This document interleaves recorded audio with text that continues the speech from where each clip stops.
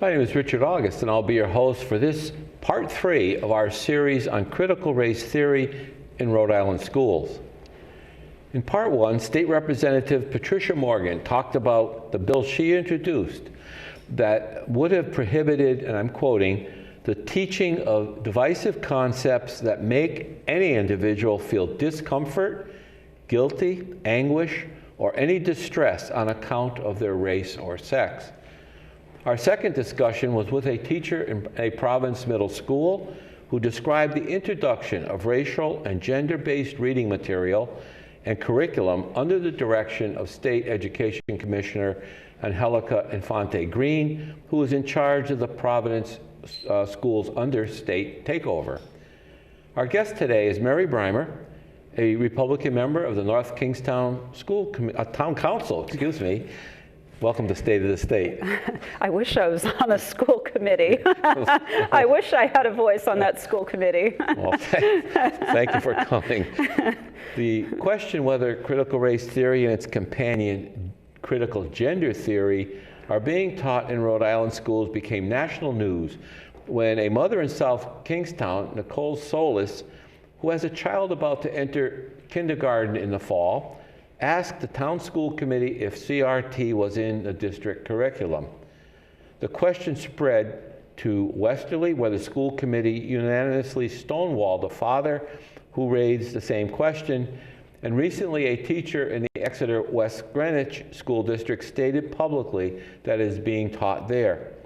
Tell us what's going on in North Kingstown, Councilwoman Brimer. Well, we've already invested in wit and wisdom in recent years, so it's on its way in the door. But it generally starts under the guise of assembling a diversity, equity, and inclusion subcommittee, where these committees are expected to make recommendations back to the school committee on changes that should be made within the curriculum. But what's interesting now is there's these organizations popping up, consultants that want to do root analysis or root cause analysis. They want to study the curriculum and report back to the school committee on systemic racism that they find within the curriculum that's been taught for years and years. In our case in North Kingstown, we've invested hundreds of thousands of dollars in recent years updating our curriculum. So one would think that a curriculum purchased a year ago, 2 years ago, 3 years ago would not have racism in it. So if these organizations are popping up and they're being paid, I don't know, $100,000, and they want to use stimulus money, they're aware that ESSER funds are available to pay for their service one time. This is what's going on. It seems like it seems very opportunistic. When you say ESSER funds, just so the audience knows what we're talking about, those are federal dollars that were given to school districts to compensate for the costs incurred by the effects of the pandemic. Effects of the pandemic, and one would think that maybe investing that money into the social emotional well-being of our children would be the primary use of those funds, and to see how long those funds are needed for before we start doing creative spending. So if I hear you correctly, there seems to be an active push to introduce CRT in North Kingstown? It's not only active, it's aggressive. And in our case in North Kingstown, this DEI committee was announced in the local newspaper, and residents were encouraged to apply. 53 people applied for this committee, of which 10 seats were open to the public and 3 for the administration. And what's interesting about this is of 53 people applying, you have to understand for town council, only 11 people signed up for town council out of 27,000 residents. So 53 people is the largest interest I've seen to participate in anything townwide. And 10 people were selected, and the chairman told me specifically that it was selected by the school committee member that insisted on setting this up, that promised to bring CRT into the curriculum. So she promised to bring this into the curriculum, and she hand-selected the people that would be eligible to participate, allegedly under the supervision of the HR director for the school department. Now, I find that very troubling if that was the case, because nobody in their right mind would openly discriminate against people who are white, people who are heterosexual, people who happen to be of a conservative voter registration. I have a big problem with this. Of the people selected, 12 are registered Democrats and one's an independent. And I know of Republicans that applied. I know of people with master's degrees, MDs, highly educated people in our community. They didn't receive a phone call for an interview. They didn't even receive an email questioning them about their interest and asking to further demonstrate their credentials. The school department has received 2 APRA requests, of which they have not answered yet, about what was the criteria used for selection, but more importantly, tell us about the 43 and why they were deselected. And they are yet to answer that question. APRA means Access to Public Records Act, Yep. which allows the public to request information from government. It's like a Freedom of Information Act, Right. so, yep. Now, the teachers union in South Kingstown is throwing up legal obstacles in responding to Mrs. Solis's requests. And most recently, the union filed a lawsuit claiming her actions impaired teachers' speech rights in the classrooms. Have you heard about these lawsuits, and is this a proper role for the teachers' unions? I'll give you an analogy to this. When last year, let's roll it back, March of 2020, when the students went home for an early spring break and did not return to the classroom for the rest of the year, the suggestion was to teach classrooms virtually. And the objection thrown up immediately by the teachers union was that would invade their privacy in the classroom. And I said, I didn't know that anybody was entitled to privacy when they are supervising my minor child or anybody else's. And they're on the public payroll. And they're on public payroll. How dare they cite their privacy? I want to know what's being taught in the classroom. In 2014, Governor Raimondo signed a law creating something called the 1696 Historical Commission, quote, to develop a comprehensive African-American curriculum in Rhode Island schools. And this was back when referring to someone as black was politically incorrect, so it was referred to as the African-American Commission. And this date, 1696, refers to the first time African slaves were arrived in Newport. In July of this year, Governor McKee signed a law that requires public school curriculum include Black history and heritage in grades K through 12, beginning with the class of 2025. Doesn't this mean that the North Kingstown School District is just getting ahead of this law? No, I don't think that they're getting ahead of the law. And here's what bothers me about all of this. If you're going to move in this direction with the curriculum, and then the selection process has to be above board. Your selection of the people that participate on these advisory committees has to be above board. The manner in which vendors are approached can't be circumventing an approval of a school committee or a town council. It has to be put out to public bid properly. Speaking with a vendor gives a vendor an unfair advantage. It's the tail is wagging the dog here. It's completely inappropriate. And I'm going to tell you straight up, North Kingstown has the North Kingstown School Department has discriminated against 43 people. I know of several of them. I'm waiting to find out who the others are. Has blatantly discriminated against participation.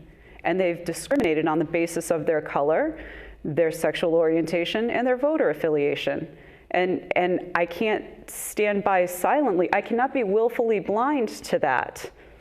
It's unconstitutional. Mm-hmm. What gives them the right to behave in this manner? If everything is above board, do it correctly. No problem. Who's behind the CRT movement in North Kingstown? Well, it would be committee member Lima, and by the way, there's a recall effort right now. I'll talk about that in a minute. We'll get to that. Yeah. Is there any evidence that North Kingstown and its school system are racist? Has any evidence been presented to anyone? No, there's not. I've been told that there was one documented case by the school department in recent years, so meaning 2 to 3 years ago, had to do with an altercation between students of which a racial slur was thrown.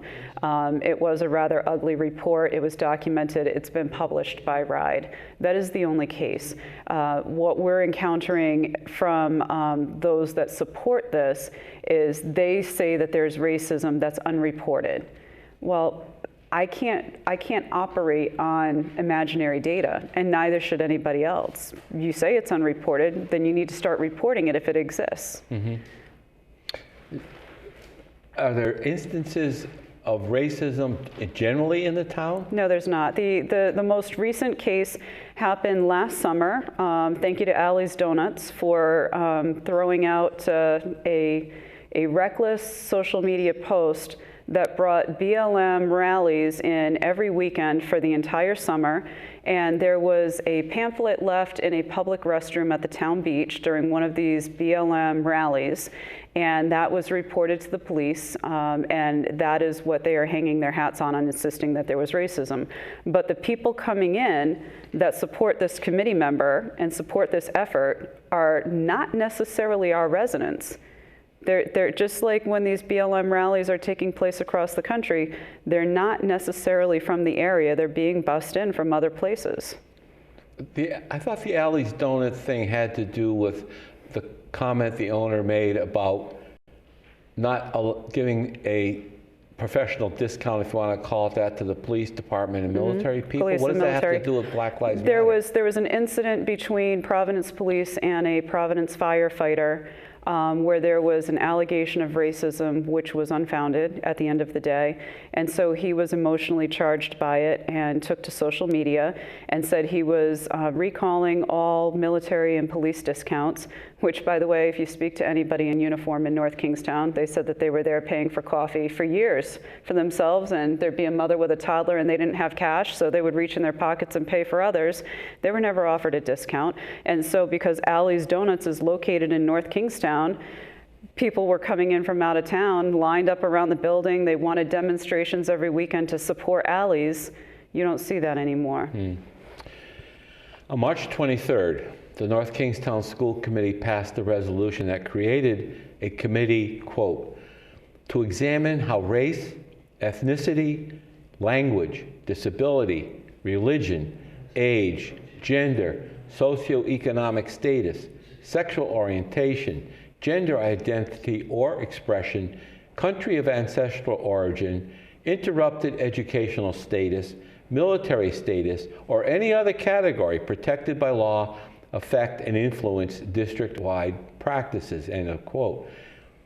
I don't think they left anybody out of that charge, did they? But they did, because when they formed the committee, if you look at data by RICAS, by SurveyWorks, a number of other organizations, our biggest diversity gaps has to do with people living at the low income level, so people that are financially challenged, and people that have special needs, special educational disabilities. So that is our greatest inequity in town, and our young males are performing at a worse level at the lower income level of all demographics, not based on color. And so this DEI committee was assembled, not a single parent to represent low-income households, not a single parent to represent the special education community, special needs community. So if that's our biggest gap, why are those two groups not represented at the table? And this whole thing has lost all credibility with me. Mm-hmm.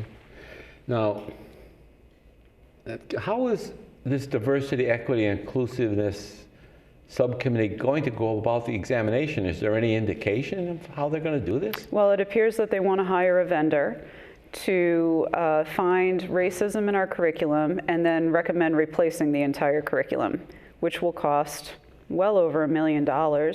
And in recent years, we've updated the curriculum, and we've made well over $1 million investment in technology upgrades, Chromebooks.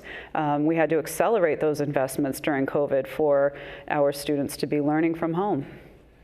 The resolution that created the committee specifies, and I'm going to quote, all members of the DEI subcommittee are to be proposed by the superintendent and approved by the school committee. Now, we've talked about this. Do you know whether or not this list of people was approved by the school committee? Or? It was approved, and it was approved back, it was in early May. It might have been the last week of April, but it was approved unanimously with no discussion at the meeting about who was on the slate to participate. No discussion, just a unanimous approval. Out of curiosity, do you know, are there any Black, Indigenous, or people of color in the North Kingstown School District administration? I am not aware of the exact numbers, but I was informed by a very credible source that all recent hires were white. Has it ever been revealed how many of the district's faculty are Black members of the LGBTQ community or other minority groups? Has anybody asked that, or is there any indication of how diverse is the faculty at NK schools? I don't find it to be any of my business to ask the question. I'm sure that there are, but that's not, I want to judge people based on the content of their character, not their orientation or their color. The school committee woman that you refer to, Jennifer Lima, is also co-founder of a group that calls itself TANK, Toward an Anti-Racist North Kingstown. And she recently wrote a letter to the editor of a local newspaper claiming that her group had conducted a survey that showed 88% of the respondents indicated that they had experienced or witnessed racism in North Kingstown. Do you know anything about this survey? I do. She had wanted to make a presentation to the town council, and so this survey that she conducted, the questions were highly focused on race and sexual orientation only. There were 69 participants. 2 are transgender, 14 are male, 53 are female. That should come out to the right number. 54 are female. That was to include students and faculty from the high school. And my issue with that as a financial planner and being heavily focused in data and statistics is that is not even representative of 3% of the students and faculty. If you were to include parents, all students, all of their parents, and all of the faculty K through 12, that's less than 1% participation. So the fact that you had such a high participation of females, the intention of the survey was to try to put the police in a bad light, specifically the student resource officer in the high school, that they didn't feel safe, that they didn't feel that they would be protected. And they wanted to make this public presentation, and I had sounded off an alarm to the town council, and I said, I don't want to hear this in public. I want to hear this in executive session because I don't believe the source of the data, and I'm not willing to inflame the public. This is not reflective. And if a survey is going to be conducted, it's not going to be conducted by the school committee member. It's going to be conducted by an independent, reputable party. Well, I think the census says there's around 27,000 people living in North Kingstown. Correct. And this survey included less than 70. I mean, it's not even representative. And heavily focused on females. Yeah, but it doesn't even, that's a tiny fraction of a percent of the population. How can it be viewed or advertised as representative of the town when there's 88% of the respondents? You're only talking about less than 70%, 70 people. And there was even a couple that participated that had some relationship to the town, meaning they work for it or used to work for it. I mean, this is how loosely the data was put together, and it was driven and directed to serve an agenda. So that survey never made it to the town council for a public presentation, although it is available online. You can get a copy of it. It didn't make it that far. So the survey is available to the public? It is, and she's just utilizing it for her agenda at the school level. Now, I understand there's a petition underway in North Kingstown to hold an election recalling school committee member Jen Lima. Is that correct? That is true. Have you signed a petition? I absolutely have. Now, Mrs. Lima's supporters point out that she was the highest vote getter for school committee in the last election, and that recalling her would be reversing the will of the people. How do you respond to that? Ellen Waxman was the highest vote getter in 2016, and she wasn't reelected in 2018. So highest vote getter doesn't mean anything to me. And they also claim that Mrs. Lima campaigned on eliminating racism in North Kingstown schools and is merely following up on this promise that people knew what they're getting when they voted for her. And you say what? You can follow up on your promises, but you're going to have to follow the law. And by that I mean you're going to have to follow the school committee policy, you're going to have to follow the town charter, Rhode Island general law, and the Constitution of the United States. And what I'm seeing is violating all of that all over the place. And I have a very tone-deaf school department. I mean, we use the term critical race theory, and we've had guests on this program who have said they're not sure what this is. And I've talked to many people, just as acquaintances socially and otherwise, and they look at me strange. What is your understanding of critical race theory? My understanding is that it is a theory, and it is suited to law students in particular, in studying the ways that people of color and other diversity are treated in the legal system. So if this is a theory geared at law students, why are we teaching it in the lower grades? In particular with this school committee woman, she is extremely anti-white, and she happens to be white herself. Everything that she posts on social media, everything that she writes about, it's about shaming white people. Is that what I believe critical race theory is about? No, I want to believe that it is a very useful theory in evaluating outcomes and strategy for legal cases. I think that it is very important. Do I want a teacher teaching critical race theory to a classroom? No, not to our children, because that teacher can't help but possibly teach from his or her perspective of his or her color and experiences of the world.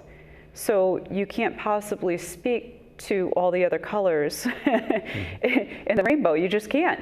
I have a big problem with that. I think that, and it's so new, aren't the teachers going to be trained on this first before they're allowed to teach it? And again, I'm just one vote. I'm here blowing the whistle on the process of which this is coming into the school department. Some people say that critical race theory is really aimed at undermining our Constitution, in the sense that it was a theory developed for as you say, law school students, and some of the comeback is, well, we're not going to teach this until the later grades when they're talking about constitutional issues. Mm-hmm. But do you feel that this does represent a threat to our culture? I absolutely do. I mean, one of my peers in financial services has formed a nonprofit where they enter prisons and they teach financial literacy to inmates, because 70% of all incarcerations are related to some type of lack of money, desperation of money. And so if we want to help our students be all that they can be at any socioeconomic level or any opportunity that they want, we need to be focusing on financial literacy. We need to be focusing on health, fitness, and nutrition so that they live their healthiest life, because we know healthcare is extremely costly. We need to be focusing on vocational opportunities at this moment in time. We need to consider the fact that students are taking on hundreds of thousands of dollars. You know, they're 18 years old, they're making six-figure decisions when a week ago they had to ask permission to go to the bathroom. Mm. So we're in a very scary moment in time. I don't feel that the subject matter is appropriate for high school. of course, there's a crossover occurring now in some of the literature that, and I've referred to it here, that it not only is race theory, but a companion is critical gender theory. And if I look at the charge to this diversity, equity, inclusion subcommittee, there's a lot of references to sexual orientation and so forth. How those two aren't really related. I mean, but they seem to be related in this. It's extremely related, and I just read Imprimis, which comes in from Hillsdale College, just read it 2 weeks ago on the gender ideology run amok is the name of the paper. And it was an excerpt taken from a speech that was delivered at the college. And it was the most terrifying thing that I've read in at least a year. And it's talking about about gender dysphoria. The high gender dysphoria and the high rate of it when, statistically, 0.01% of the population is afflicted with this very painful condition. And out in Portland, they're trying to make it like 30%. From 0.01% to 30%, and they're allowing these gender reassignments and encouraging it through the schools. And we have minors making permanent, irreversible decisions about their bodies and futures for having children. They don't have the capacity to sign for a credit card or a checkbook, but we're letting them do this to their bodies. And we know, from psychology that children, young adults aren't fully mature with good decision-making, consequence, cause, and effect until they're about 26 years old. So shouldn't we be protecting our children and allowing them to be kids and learn how to learn so that they can be prepared to go off to college? Again, 0.01% to 30%, and it would seem like the focus is on sexual orientation within this curriculum. And I've heard that through the Providence Schools. Planned Parenthood is in there. They're rewarding students for participating in surveys having to do with their sexuality, and apparently they're getting extra rewards if they answer the survey a certain way. So I believe that it's encouraging students to explore avenues that they might not be a good fit, a true fit to them, might not be authentic, and they're crossing some lines there. And I was talking to a mental health professional who practices in Providence and deals mostly with adolescents, and she confirms what you just said, that seems to be an epidemic among 6th, 7th, and 8th grade girls. That it's typically, I think the effect is about boys thinking that they're girls, but this is now turned around so that girls are thinking that they should be boys. And all I can say for parents, I just had one graduate college this spring. Pay attention to what's going on in the curriculum, because my daughter happened to go through South Kingstown schools, and I was not aware of really the indoctrination that she received there into an ideology that political ideologies that we don't agree with at home, and that's certainly nothing that she learned from us. So you need to really be paying attention to these curriculums. If you have children in school, you need to take an interest even if you don't have children in school, because you're going to be paying as a taxpayer for it. You're going to be living in a community with these graduates someday. And this tank organization was actually copycatted from Task in South Kingstown towards an anti-racist South Kingstown. That was copied. She didn't come up with that. So it's right out of the playbook. I want to thank Councilwoman Mary Brimer for joining us for part 3 of this discussion.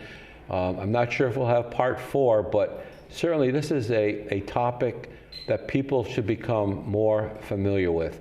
And we thank you for coming and joining us on this session of State of the State.